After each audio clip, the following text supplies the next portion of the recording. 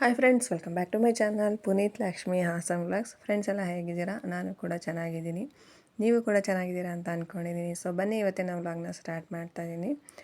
ಇದು ಬಂದುಬಿಟ್ಟು Sunday vlog ಆಗಿರುತ್ತೆ. ಹಾಗೆ ಎಲ್ಲ ಫ್ಯಾಮಿಲಿ ಮೆಂಬರ್ಸು ಟೈಮ್ ಮಾಡಿಕೊಂಡು ಒಂದು ಹರಕೆ ತೀರ್ಸೋಕ್ಕೆ, ಅತ್ತೆ ಮನೇಲಿ ಒಂದು ಹರಕೆ ಇತ್ತು. ಸೊ ಹರಕೆ ತೀರ್ಸೋಕ್ಕೆ ಎಲ್ಲರೂ ಹೋಗ್ತಾ ಇದ್ದೀವಿ. ಬೆಳಗ್ಗೆನೇ ಬೇಗ ಎದ್ದು 5 ಗಂಟೆಗೆ ಎಲ್ಲ ಸ್ನಾನ ಮಾಡಿಕೊಂಡು ದೇವ್ರ ಮನೇಲಿ ಪೂಜೆ ಮಾಡಿ ಅತ್ತೆ ಮನೆ ಹತ್ರ ಹೋಗ್ತಾ ಇದ್ದೀವಿ. ಅತ್ತೆ ಮನೆ ಇರೋದು ಇಲ್ಲೇ ರಾಜ್ಕುಮಾರ್ ನಗರದಲ್ಲಿ. ಸೊ ಅತ್ತೆ ಮನೆಗೆ ಬಂದ್ವಿ ಎಲ್ಲರೂ. ಅಲ್ಲಿ ಎಲ್ಲ ರೆಡಿ ಮಾಡಿ ಇಟ್ಕೊಂಡಿದ್ರು ಹೋಗೋಕ್ಕೆ. ಹಾಗೆ ಇವಳು ನನ್ನ ಮಗಳು ಹಾಯ್ ಮಾಡ್ತಾ ಇದ್ದಾಳೆ. ಸೊ ಅವರೆಲ್ಲ ರೆಡಿಯಾಗಿ ಕೂತ್ಕೊಂಡಿದ್ರು. ಮತ್ತು ಎಲ್ಲನೂ ತೊಗೊಂಬಂದು ಇಟ್ಕೊಂಡಿದ್ರು. ಪಾತ್ರೆ ಆಮೇಲೆ ಏನೇನು ಎಲ್ಲ ಐಟಮ್ಸ್ ಬೇಕು ಅದೆಲ್ಲ ತೊಗೊಂಡು ಹೋಗೋಣ ಅಂತ ಇಟ್ಕೊಂಡಿದ್ರು. ಗ್ಯಾಸು ಮತ್ತು ರೈಸ್ ಕೂಡ ಮಾಡ್ಕೊಂಡಿದ್ರು ಪುಳಿಯೋಗರೆ ಮಾಡ್ಕೊಳೋಕ್ಕೆ. ಸೊ ಪುಳಿಯೋಗರೆ ಗೊಜ್ಜು ರಾತ್ರಿನೇ ಮಾಡಿ ಇಟ್ಕೊಂಡು ಬೆಳಗ್ಗೆ ರೈಸ್ ಮಾಡಿ ಇಟ್ಕೊಂಡಿದ್ದಾರೆ. ನಾವು ಅಷ್ಟೊತ್ತಿಗೆ ಅವರೆಲ್ಲ ರೆಡಿಯಾಗಿದ್ದರು.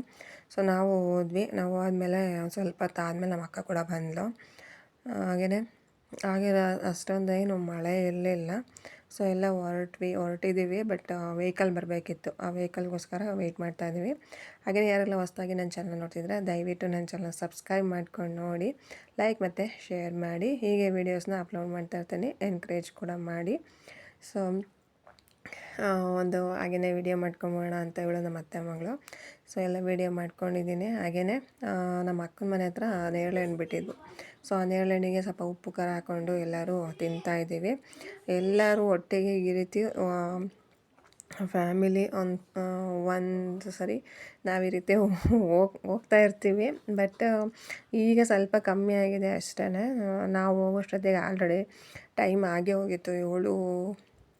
7 ಗಂಟೆ 7:15 ಆಗಿತ್ತು. ಆಮೇಲೆ ಗಾಡಿ ಬಂತು. ಸೊ ಗಾಡಿಗೆಲ್ಲ ಪೂಜೆ ಮಾಡಿ ಫಸ್ಟು, ಆಮೇಲೆ ಗಾಡಿಗೆ ಏನೇನು ಬೇಕು ಅವೆಲ್ಲ, ಅಂದರೆ ಅಲ್ಲಿ ಅಡುಗೆ ಮಾಡೋಕ್ಕೆ ಏನೇನು ಬೇಕು ಅವೆಲ್ಲ ತೊಗೊಂಡು ಇಟ್ಕೊಂಡು ಸೊ ಹೊರಟಿದ್ದೀವಿ. ನಮ್ಮಿಷ್ಟು ಫ್ಯಾಮಿಲಿ ಮೆಂಬರ್ಸ್ ಅಷ್ಟಕ್ಕಾಗಿದ್ದು. ಬಟ್ ಹೋಗೋಕೆ ಒಂದು 2-3 ಜನ ನಿಂತ್ಕೊಬೇಕಾಯ್ತು, ಯಾಕೆಂದರೆ ಜಾಗ ಸಾಕಾಗಲಿಲ್ಲ. ಕಾರಲ್ಲಿ ಹೋಗೋಕ್ಕೆ ತುಂಬ ದೂರ ಇತ್ತು. ಅದು ಚನ್ನರಾಯಪಟ್ಟಣದಿಂದ ಇನ್ನೂ ಆ ಕಡೆ ಇತ್ತು. ಸೊ ಹಂಗಾಗಿ ಎಲ್ಲರೂ ಟಿ.ಟಿಲೇ ಹೋಗೋಣ ಅಂತ ಅಂದ್ಬಿಟ್ಟು ಎಲ್ಲ ಟಿ.ಟಿನೇ ಹತ್ಕೊಂಡ್ವಿ. ಸೊ ಈಗ ಗಾಡಿ ಮೂವ್ ಆಯಿತು. ಹಾಗೆಯೇ ಎಲ್ಲರೂ ಒಂದೇ ಗಾಡೀಲಿ ಹೋಗ್ತಾಯಿದ್ದೀವಿ. ಇನ್ನು ಅಮ್ಮ ಮತ್ತು ತಮ್ಮ ಬರೋದಿತ್ತು ಶಿವಮೊಗ್ಗದಿಂದ. ಅವರು ತಂಗಿ ಮನೆಯಲ್ಲೇ ಉಳ್ಕೊಂಡಿದ್ರು. ಅವ್ರು ಅಲ್ಲಿಂದನೇ ಬರ್ತೀವಿ ಅಂತ ಅಂದರು. ಸೊ ಹಂಗಾಗಿ ನಾವು ಹೊರಟಿದ್ದೀವಿ.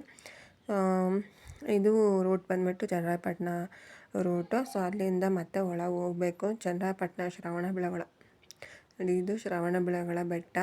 ನಾವು ಇದಕ್ಕೆಲ್ಲ ನಾವು ಹೋಗಿ ವಿಸಿಟ್ ಮಾಡೋಕ್ಕಾಗಲಿಲ್ಲ. ನಾವು ಅಲ್ಲೇ ಹೋದ್ರೂ ನಾವು ಹೋಗೋಕ್ಕಾಗಲಿಲ್ಲ. ಏಕೆ ಅಂತಂದರೆ ಲೇಟ್ ಆಗಿಬಿಡುತ್ತೆ ನಮಗೆ. ಅಡುಗೆ ಎಲ್ಲ ಮಾಡಿ ನಾವು ಎಡೆ ಕೊಟ್ಟು ಮತ್ತು ಊಟ ಮಾಡ್ಕೊಂಡು ಬರೋದು ಲೇಟ್ ಆಗುತ್ತೆ ಅಂತ ಅಂದ್ಬಿಟ್ಟು ಫಸ್ಟೇ ನಾವು ದೇವಸ್ಥಾನದ ಹತ್ರ ಹೋಗ್ತಾಯಿದ್ದೀವಿ. ಅಲ್ಲೇ ಫಸ್ಟು. ಆಮೇಲೆ ಇನ್ನೊಂದು ದಿನ ಯಾವುದಾದ್ರೂ ಸಂಡೇ ನಾವು ಹೋದರೆ ಆಗುತ್ತೆ ಅಂತ ಅಂದ್ಬಿಟ್ಟು ಹೋದ್ವಿ. ಸೊ ಇಲ್ಲೊಂದು ಸಣ್ಣ ಕ್ಲಾರಿಟಿ ಇತ್ತು, ಅದು ಕನ್ಫ್ಯೂಷನ್ನು. ಹಂಗಾಗಿ ಅದು ರೋಡು ಯಾವುದು ಅಂತ ತಿಳ್ಕೊಂಡು ಇಲ್ಲಿಗೆ ಬಂದ್ವಿ ದೇವಸ್ಥಾನದ ಹತ್ರ. ಸೊ ಇಲ್ಲಿ ಬಂದು ದೇವಸ್ಥಾನದ ಹೆಸರು ಗವಿ ಗಂಗಾಧರೇಶ್ವರನ ಏನೋ ದೇವಸ್ಥಾನದ ಹೆಸರು, ಬಿಲ್ಲೇನಹಳ್ಳಿ ಅಂತ ಇತ್ತು. ಸೊ ಅಲ್ಲಿಗೆ ದೇವರ ಹರಕೆ ಇವರು ನಮ್ಮ ಅತ್ತೆ ಹರಕೆ ಹೊತ್ಕೊಂಡಿದ್ರು. ಸೊ ಹರಕೆನ ತೀರಿಸ್ಬೇಕು ಅಂದ್ಬಿಟ್ಟು ಎಲ್ಲರೂ ಒಂದು ಓತ, ನಮ್ಮ ಕಡೆ ಎಲ್ಲ ಶಿವಮೊಗ್ಗದ ಕಡೆ ಎಲ್ಲ ಕುರಿ ಎಲ್ಲ ಟಗರು, ಈ ಕಡೆ ಎಲ್ಲ ಓತನೇ ಕಡಿಯೋದು. ಸೊ ಏನೇನು ಲಗೇಜ್ ಎಲ್ಲ ತೊಗೊಂಬಂದಿದ್ವಿ ಆ ಲಗೇಜೆಲ್ಲ ಕೆಳಗೆ ಇಳಿಸ್ಕೊತಾ ಇದ್ವಿ. ಲಗೇಜೆಲ್ಲ ಇಳಿಸ್ಕೊಂಡು ಇನ್ನೂ ತಿಂಡಿ ತಿಂದೇ ಇರಲಿಲ್ಲ ನಾವು. ಫಸ್ಟು ದೇವಸ್ಥಾನಕ್ಕೆ ಮೊಸರನ್ನ ತಳಗೆ ಮಾಡಿಕೊಂಡು ಆಮೇಲೆ ಇದು ತಿಂಡಿ ತಿನ್ನೋಣ ಅಂದ್ಬಿಟ್ಟು ಎಲ್ಲರೂ ದೇವಸ್ಥಾನಕ್ಕೆ ಹೋದ್ವಿ ಫಸ್ಟು. ಸೊ ದೇವಸ್ಥಾನ ನೋಡಿದ್ರೆ ನಮಗೆ ನಿಜ ದೇವರು ಅಂತ ಅನ್ಸೋದಿಲ್ಲ, ಆ ರೀತಿ ಇದೆ. ಅಲ್ಲಿ ಯಾವುದೇ ರೀತಿಯಾದ ದೇವ್ರನ್ನ ಇದಿಲ್ಲ, ಅಂತಾರೆ ಮೂರ್ತಿ ಆಗಲಿ ಅದೇನಿಲ್ಲ. ಅಲ್ಲಿರೋದು ಉದ್ಭವ ಮೂರ್ತಿ ಥರ ಕಲ್ಲು ಥರ ಇದೆ. ಸೊ ಅದೇ ದೇವರು ಇಲ್ಲಿ ತೋರಿಸ್ತೀನಿ ಇವಾಗ. ಇದು ಎಂಟ್ರೆನ್ಸು ದೇವಸ್ಥಾನದೊಳಗೆ ಹೋಗೋಕ್ಕೆ. ಸೊ ಇಲ್ಲೆಲ್ಲನೂ ಆವಾಗಿನ್ನೂ ಟೈಮ್ ಆಗಿರಲಿಲ್ಲ. 9 ಗಂಟೆನೋ 9:15 ಆಯಿತು. ಅವಾಗೆಲ್ಲರೂ ಅಂಗಡಿ ಓಪನ್ ಮಾಡ್ಕೊತಿದ್ರು. ಇನ್ನು ನಾನು ಕಾಲು ತೊಳ್ಕೊಂಡು ದೇವಸ್ಥಾನದೊಳಗೆ. ಇದು ಬಂದು ದೇವಸ್ಥಾನದ ಎಂಟ್ರಿ, ಬಿಲ್ಲೇನಹಳ್ಳಿ ನೋಡಿ ಇಲ್ಲಿದೆ ಹೆಸರು. ದೇವಸ್ಥಾನದದು ಎಂಟ್ರೆನ್ಸು. ಸೊ ಇದು ಬಂದುಬಿಟ್ಟು ಅಲ್ಲಿ ದೇವರು ನಾಗರಕಲ್ಲು, ಹಾಗೆಯೇ ನಂದಿ ಇದೇನೇ ಇರೋದು ಅಲ್ಲಿ. ಆಮೇಲೆ ಇದಕ್ಕೆ ಪೂಜೆ ಮಾಡಿಕೊಂಡು ನಾವು ಅವರು ಏನು ಸ್ವೀಟ್ ಅಂದರೆ ಇಲ್ಲೇನು ನಾನ್ ವೆಜ್ ಮಾಡೋದಿಲ್ಲ, ಏನಿದ್ರು ಬಂಟ್ರಿಗಷ್ಟೇ ನಾನ್ ವೆಜ್ ಇರೋದು. ಇದನ್ನು ತೊಗೊಂಬಂದು ನೋಡಿ, ಇದು ನಾಗರಕಲ್ಲು. ಸೊ ಇದಕ್ಕೆ ಏನು ಸ್ವೀಟನ್ನು ಅಂದರೆ ಈ ಮೊಸರನ್ನ, ಆಮೇಲೆ ಬೆಲ್ಲದನ್ನ, ಈ ರೀತಿ ಒಂದು ಪೂಜೆ ನೈವೇದ್ಯ ಇಟ್ಟು ಪೂಜೆ ಮಾಡ್ಕೊಂಡು ಹೋಗ್ತಾರೆ. ಸೊ ಅಲ್ಲಿ ಇನ್ನೊಂದು ದೇವಸ್ಥಾನ ಇತ್ತು, ಅಲ್ಲೋಗಿ ಅವರು ಕುರಿನ ಒಪ್ಸ್ಕೊಂಬರ್ತಾರೆ.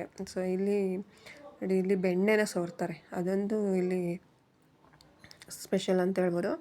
ಬೆಣ್ಣೆನ ಅಲ್ಲೆಲ್ಲ ಈ ಕಲ್ಲಿಗೆ ಈ ಒಂದು ಬಂಡೆ ಮತ್ತು ಇದೇ ದೇವರು. ಇಲ್ಲಿ ನೋಡಿ, ಇಲ್ಲಿ ಬಂಡೆ ಇಲ್ಲಿಗೆ ಸವರಿದ್ದಾರೆ ಬೆಣ್ಣೆ. ಸೊ ಆಮೇಲೆ ಹಣ್ಣು ಕಾಯಿ ಎಲ್ಲ ನಾವೇ ಮಾಡ್ಕೊಂಬರ್ಬೇಕು, ಅಲ್ಲಿ ಯಾರೂ ಮಾಡ್ಕೊಡೋದಿಲ್ಲ. ಯಾರಾದರೂ ಈ ದೇವಸ್ಥಾನಕ್ಕೆ ಹೋಗಿದರೆ ಕಮೆಂಟ್ ಮಾಡಿ.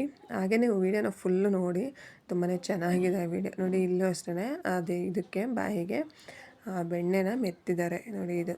ಹಾಗೆಯೇ ಅಲ್ಲಿ ಪಾತ್ರೆ ಗೀತ್ರೆ ಎಲ್ಲ ಮಾಡ್ತಿದ್ರು. ಹಾಗೆ ಆಮೇಲೆ ಪುಳಿಯೋಗರೆ, ಗೊಜ್ಜು, ರೈಸ್ ಎಲ್ಲ ಮಾಡ್ಕೊಂಬಂದಿದ್ರಲ್ಲ, ಅದನ್ನೆಲ್ಲ ನಾವು ಟಿಫನ್ ಮಾಡ್ಕೊತಾ ಇದ್ದೀವಿ ಕಲಸಿಟ್ಕೊಂಡು. ನಾವು ದೇವಸ್ಥಾನದ ಹೋಗ್ಬರೋಷ್ಟೊತ್ತಿ ಎಲ್ಲ ಕಲಸಿಟ್ಟಿದ್ರು. ಹಾಗೆ ನಾನು ತಿಂಡಿ ತಿಂದಮೇಲೆ ಎಲ್ಲರಿಗೂ ತಿಂಡಿ ಹಾಕ್ಕೊಡ್ತಾ ಇದ್ದೆ.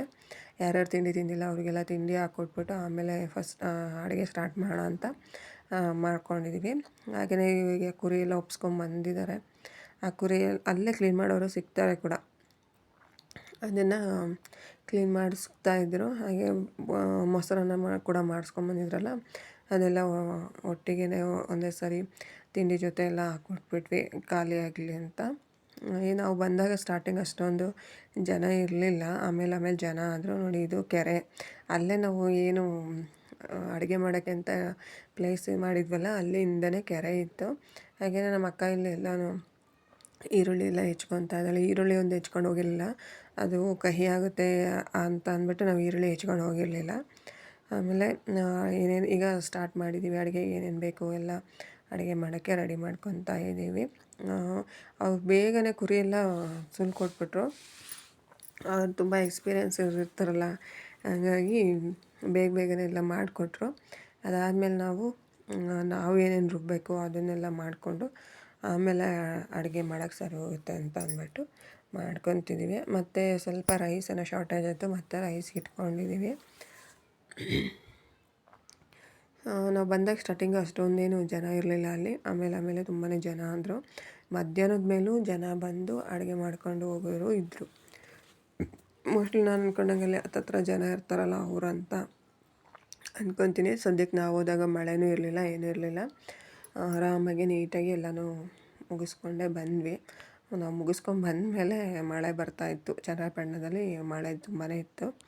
ಬಟ್ ನಾವು ಇದ್ದಿದ್ದ ಪ್ಲೇಸಲ್ಲಿ ಅಂತ ಏನು ಮಳೆ ಇರಲಿಲ್ಲ, ಬಿಸಿಲೇ ಇತ್ತು, ಚೆನ್ನಾಗಿತ್ತು ವೆದರ್ ಕೂಡ.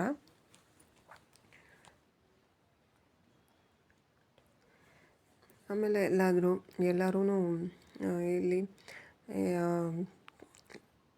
ಎಲ್ಲ ಅವರವರು ಏನೇನು ಕೆಲಸ ಮಾಡಬೇಕೋ ಅದನ್ನೆಲ್ಲ ಮಾಡ್ತಾಯಿದ್ರು.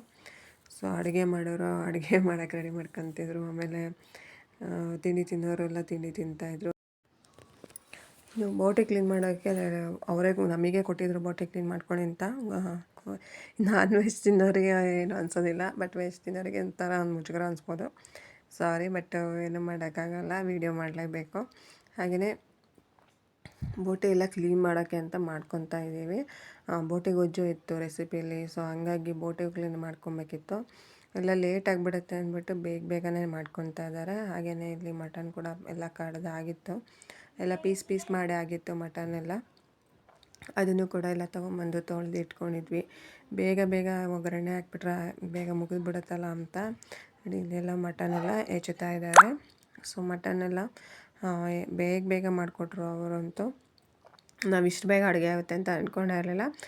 ಆಲ್ಮೋಸ್ಟ್ 1 ಗಂಟೆಗೆಲ್ಲನೇ ಅಡುಗೆ ಆಗೋಗಿತ್ತು. ಹಾಗೆಯೇ ಇಲ್ಲಿ ತಲೆ ಮಟನ್ ಕೂಡ ಇತ್ತು. ಸೊ ಅದು ಕೂಡ ಸಿಗ್ತಾ ಇದ್ದಾರೆ, ತಲೆ ಮಟನ್ ಕೂಡ. ಮತ್ತು ವೇಸ್ಟ್ ಆಗಿಬಿಡುತ್ತೆ ಅದನ್ನು ನಾವು ನೀಟಾಗಿ ಮಾಡಲಿಲ್ಲ ಅಂದರೆ. ಸೊ ಅಲ್ಲೇ ಮಾಡಿಕೊಡ್ತೀವಿ ಅಂದ್ರೆ, ಸೊ ಎಲ್ಲದಕ್ಕೂ ಸೇರಿಸಿ ಇಷ್ಟು ಅಂತ ಚಾರ್ಜ್ ಆಗ್ತಾರೆ. ಸೊ ಹಂಗಾಗಿ ಎಲ್ಲನೂ ಒಟ್ಟಿಗೆ ಮಾಡಿಸ್ಬೇಡ ಅಂತ ಅಂದ್ಬಿಟ್ಟು ಮಾಡಿಸ್ಕೊತಾ ಇದ್ದೀವಿ. ಸೊ ಇಲ್ಲಿ ಮಟನ್ ಎಲ್ಲ ರೆಡಿಯಾಗಿದೆ, ಎಲ್ಲ ಚರ್ಬಿ ಬೇರೆ, ಹಾಗೆಯೇ ಬೋಟಿಗೆ ಏನು ಬೇಕೋ ಅದನ್ನೆಲ್ಲ ಮಾಡ್ಕೊಂಡಿದ್ದಾರೆ. ಸೊ ಇಲ್ಲಿ ರೈಸ್ ಆಗ್ತಿತ್ತು. ಹಾಗೆಯೇ ಸೌದೆ ಕೂಡ ತೊಗೊಂಬಂದ್ವಿ. ಅಲ್ಲಿ ಸೌದೆ ಕೂಡ ಸಿಗುತ್ತೆ, 40 ರೂಪೀಸ್ ಅಂತೂ ಇಷ್ಟು ಸೌದೆಗೆ, ಪರವಾಗಿಲ್ಲ ಅಂತ ಅನ್ನಿಸ್ತು. ಈಗ ಇಲ್ಲಿ ಒಲೆ ಹಚ್ತಾ ಇದ್ದಾರೆ. ಏಕೆ ಅಂತಂದರೆ ಗ್ಯಾಸ್ ಸ್ಟವಲ್ಲಿ ಆಗೋಲ್ಲ, ಒಂದೇ ಒಂದು ಗ್ಯಾಸಲ್ಲಿ. ಅದಕ್ಕೋಸ್ಕರ ಒಲೆ ಹಚ್ಬಿಟ್ರೆ ಆಗುತ್ತೆ ಅಂತ ಒಲೆ ಕೂಡ ಹಚ್ಕೊಂಡಿದ್ವಿ. ಹಾಗೆಯೇ ಇಲ್ಲಿ ಸೊಪ್ಪು ಹೆಚ್ಚೋದು, ಆಮೇಲೆ ಟೊಮೊಟೊ, ಮೆಣಸಿನ್ಕಾಯಿ, ಆಮೇಲೆ ಬೋಟಿ ಗೊಜ್ಜಿಗೆ ಏನು ಬೇಕೋ ಅದನ್ನೆಲ್ಲ ಹೆಚ್ಕೊಂಡಿದ್ದಾರೆ. ಹಾಗೆಯೇ ಇಲ್ಲಿ ಅನ್ನ ಕೂಡ ಬಸ್ಕೊಳ್ತಾ ಇದ್ದಾರೆ. ಯಾಕೆ ಅಂತ ಅಂದರೆ ಒಂದು ಸರಿ ಬೇಗ ಮಾಡ್ಕೊಂಬಿಟ್ರೆ ಅನ್ನ ಎಲ್ಲ ಬೇರೆ ಐಟಮ್ಸ್ ಮಾಡ್ಬೋದು ಅಂತ ಅಂದ್ಬಿಟ್ಟು ಮಾಡ್ಕೊಂಡಿದ್ದು. ಹಾಗೆಯೇ ಇಲ್ಲಿ ಮಟನ್ ಸಾರಿಗೆ ಇಟ್ಕೊಂಡಿದ್ದಾರೆ. ಮಟನ್ ಸಾರು ಫಸ್ಟ್ ಮಾಡ್ಕೊಂಬಿಟ್ರೆ ಅದು ಬೆಂದ್ಬಿಟ್ರೆ ಬೇಗ ಚೆನ್ನಾಗಿ ಬೇರೆ ನೆಕ್ಸ್ಟ್ ಇನ್ನೊಂದು ಮಾಡ್ಕೊಂಬೋದಲ್ಲ ಅಂದ್ಬಿಟ್ಟು ಇಲ್ಲಿ ಮಟನ್ ಸಾರು ಕೂಡ ಮಾಡ್ಕೊತಾ ಇದ್ದಾರೆ. ಮಟನ್ ಸಾರಿಗೆ ಏನೇನು ಬೇಕೋ ಅದನ್ನೆಲ್ಲ ಮಾಡಿಕೊಂಡು ನೆಕ್ಸ್ಟು ಚೆನ್ನಾಗಿ ಮಟನ್ ಬೆಂದರೆ ಮಾತ್ರ ತಿನ್ನೋಕ್ಕಾಗೋದು. ಯಾಕೆ ಅಂದರೆ ಆಲ್ಮೋಸ್ಟು ಓತದ್ದು ಅಷ್ಟೊಂದು ಬೇಗ ಬೇಯಲ್ಲ ಅಂದ್ಕೊತೀನಿ. ಸೊ ಹಂಗಾಗಿ ಬೇಗನೆ ಬೆಂದ್ಬಿಟ್ರೆ ಫಸ್ಟೇ ಅದನ್ನು ಮಾಡಿ ಇಟ್ಕೊಂಬಿಟ್ರೆ ಆಮೇಲೆ ಎಡೆ ಕೊಡೋಕ್ಕೂ ಸರಿ ಹೋಗುತ್ತೆ. ಈಗ ಬೆಂದಿಲ್ಲ ಅಂದರೆ ಮತ್ತಿನ್ನೂ ಒಂದು ಸ್ವಲ್ಪ ಬೇಯಿಸ್ಬೋದಲ್ಲ ಅಂತ ಅಂದ್ಬಿಟ್ಟು ಮಟನ್ ಸಾಂಬಾರೇ ಮಾಡ್ಕೊಂಡ್ವಿ ಫಸ್ಟೇ. ನೆಕ್ಸ್ಟ್ ಬೋಟಿನ ಕುಕ್ಕರಲ್ಲಿ ಇಟ್ಕೊಂಡು ಬೇಯಿಸ್ಕೊಂಡ್ವಿ. ಸೊ ಇದು ಮಟನ್ನೆಲ್ಲ ಹಾಕಿ ನೀಟಾಗಿ ಬೇಗ ಅತ್ಲಾಗೆ ಮಟನ್ ಮಾಡ್ಕೊಂಬೋಣ ಅಂತ ಮಾಡ್ಕೊಂಡಿದ್ದಾರೆ. ಮಸಾಲೆ ಎಲ್ಲ ಹಾಕಿ ಮಟನ್ ಹಾಕಿ ಚೆನ್ನಾಗಿ ಸ್ವಲ್ಪ ಬೇಯಿಸ್ಕೊಂಡು ಅದನ್ನು ಮಾಡ್ಕೊತಾ ಇದ್ದಾರೆ. ಇದಕ್ಕೆ ಖಾರ ರುಬ್ಬಿಸ್ಕೊಂಬರೋಕ್ಕೆ ಅಂತ ಹೋದ್ರು. ಮನೆಯಿಂದನೇ ಬರೀ ಶುಂಠಿ ಬೆಳ್ಳುಳ್ಳಿ ಪೇಸ್ಟ್ ಅಷ್ಟೇ ಮಾಡ್ಕೊಂಡೋಗಿದ್ದು. ಖಾರ ಮಾತ್ರ ಅಲ್ಲೇ ರುಬ್ಬಿಸ್ಕೊಂಬರೋಣ, ಯಾಕೆಂದರೆ ಅದು ಅಳಸೋದಂಗೆ ಆಗ್ಬಿಡುತ್ತೆ ಗಾಡೀಲಿ ಹೋಗುವಾಗ ಕುಲುಕಿ ಅಂತ ಅಂದು ಅಲ್ಲೇ ರುಬ್ಬಿಸ್ಕೊಂಡು ಬಂದರು. ಸೊ ನೋಡಿದ್ರಲ್ಲ, ಎಲ್ಲರೂ ಒಟ್ಟಿಗೆ ಇದ್ದಾಗ ಒಬ್ಬೊಬ್ಬರು ಒಂದೊಂದು ಕೆಲಸನ ನಾವು ಮಾಡ್ಕೊಬೋದು. ಬಟ್ ಒಬ್ಬರೇ ಆದಾಗ ನಾವು ಇಷ್ಟೆಲ್ಲ ಮಾಡೋಕ್ಕಾಗೋದೇ ಇಲ್ಲ. ಎಲ್ಲರೂ ನಾವು ಯಾವ ಅಡುಗೆ ಭಟ್ರಿಗೂ ಹೇಳಿಲ್ಲ, ನಮ್ಮ ಅಣ್ಣನೇ ಮಾಡಿದ್ದು ಅಡುಗೆ ಎಲ್ಲ. ಸೊ ಏನಿದ್ರು ಬರೀ ಮಟನ್ ಕಡೆದು ಅಷ್ಟೇ ಬೇರೆಯವ್ರು ಮಾಡಿದ್ದು ಅಂತ ಹೇಳ್ಬೋದು. ಅವರು ಎಲ್ಲ ಕಡೆ ಫಂಕ್ಷನಲ್ಲಿ ಮಾಡಿ ರೂಢಿಯಾಗಿರುತ್ತೆ. ಸೊ ಹಂಗಾಗಿ ಇಷ್ಟೆಷ್ಟೇ ಹಾಕಬೇಕು. ಮತ್ತು ನಾವು ಈ ಕಡೆ ಚಿಕನ್ ಗ್ರೇವಿ ನಡೀತೈತೆ. ಇಲ್ಲಿ ಸೌದೆ ಒಲೆಯಲ್ಲಿ ಚಿಕನ್ ಗ್ರೇವಿ ಮಾಡ್ತಾಯಿದ್ರು. ಅಲ್ಲಿ ಮಟನ್ನ ಬೇಯಿಸ್ಕೊತಾ ಇದ್ರು. ಮಟನ್ ಫಸ್ಟು ಬೆಂದ್ಬಿಡ್ಲಿ, ಆಮೇಲೆ ಚಿಕನ್ ನೆಕ್ಸ್ಟು. ಹೆಂಗಿದ್ರು ರೈಸ್ ಆಗಿತ್ತಲ್ಲ. ಆಮೇಲೆ ಇನ್ನೂ ಒಂದು ಒಲೆ ಕೂಡ ಹಚ್ಕೊಂಡ್ವಿ. ಏಕೆ ಅಂತ ಅಂದರೆ ಇದು ಮುದ್ದೆ ಮಾಡೋಕ್ಕೆ. ಹಾಗೆ ನೋಡಿ ಇಲ್ಲಿ ಇಲ್ಲಿ ರುಬ್ಬಕ್ಕೆ ಎಲ್ಲ ಇತ್ತು. ಇಲ್ಲಿ ನೋಡಿ ಇಲ್ಲಿ ಆಲ್ರೆಡಿ ಮುದ್ದೆ ರೆಡಿ ಆಗ್ತಾಯಿದೆ. ಸೊ ಮುದ್ದೆ ಎಲ್ಲ ರೆಡಿ ಆಗ್ತಾಯಿದೆ. ಇಲ್ಲಿ ಎಲ್ಲ ಕಡೆ ಊರಿಗೆ ಕೊಟ್ಕೊತಾ ಇದ್ದಾರೆ. ಮುದ್ದೆ ಆಲ್ರೆಡಿ ರೆಡಿಯಾಗಿದೆ. ಇಲ್ಲಿ ತಿರುಗ್ತಾ ಇದ್ದಾರೆ. ಸೊ ಇದನ್ನು ಸ್ವಲ್ಪ ಬೆಂದ್ಬಿಟ್ರೆ ಮುದ್ದೆ ಕಟ್ಟೋದೇ. ಹಾಗೆ ಇದು ಬೋಟಿ ಗೊಜ್ಜು. ಇಲ್ಲಿ ಅವತ್ತು ನಾನ್ ವೆಜ್ ತಿನ್ನಲೇ ಇದ್ದರು. ಸೊ ಅವರಿಗೋಸ್ಕರ ಬೇಳೆ ಸಾರು ಮಾಡೋಕ್ಕಿಟ್ಟಿದ್ವಿ. ಹಾಗೆಯೇ ಮುದ್ದೆ ಕೂಡ ಮಾಡ್ಕೊತಾ ಇದ್ದೀವಿ. ಏಕೆ ಅಂತಂದರೆ ಅದು ತಣ್ಣಗಾದರೆ ಮುದ್ದೆ ನಮಗೆ ಕಟ್ಟೋಕ್ಕಾಗಲ್ಲ. ಸೊ ಹಂಗಾಗಿ ಆಮೇಲೆ ಜಾಸ್ತಿ ಮುದ್ದೆ ಇದ್ರಿಂದ ಎಲ್ಲರೂ ಮುದ್ದೆನೂ ಮಾಡಿದ್ದೀವಿ. ಇಲ್ಲಿ ಮುದ್ದೆ ಕೂಡ ಕಟ್ತಾಯಿದ್ದೀನಿ ನಾನು. ನಮ್ಮ ಕಡೆ ಎಲ್ಲ ಮಟನ್ ಸಾರಿಗೆ ಮುದ್ದೆನೇ ಚೆಂದ. ಒಬ್ಬೊಬ್ಬರು ಒಂದೊಂದು ಥರ ಇಷ್ಟಪಡ್ತಾರೆ. ಬಟ್ ನಮ್ಮ ಕಡೆ ಎಲ್ಲ ಮುದ್ದೆನೇ ನಾವು ಪ್ರಿಫರ್ ಮಾಡೋದು. ಸೊ ಮುದ್ದೆ ತುಂಬ ಎಲ್ಲರೂ ಇಷ್ಟಪಟ್ಟು ತಿಂತಾರೆ ಅನ್ನೋದೊಂದು.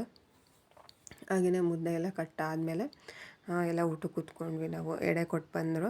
ಸೊ ಎಡೆ ಕೊಟ್ಟು ಬಂದಾದಮೇಲೆ ಮುದ್ದೆ ಇಲ್ಲಿ ನೋಡಿ, ಇಲ್ಲಿ ನಿಂಬೆಹಣ್ಣು ಟೇಸ್ಟ್ ತೋರಿಸ್ತಾ ಇದ್ದಾನೆ ನನ್ನ ಮಗ, ಸಣ್ಣ ಪಾಪುಗೆ. ಹಾಗೆಯೇ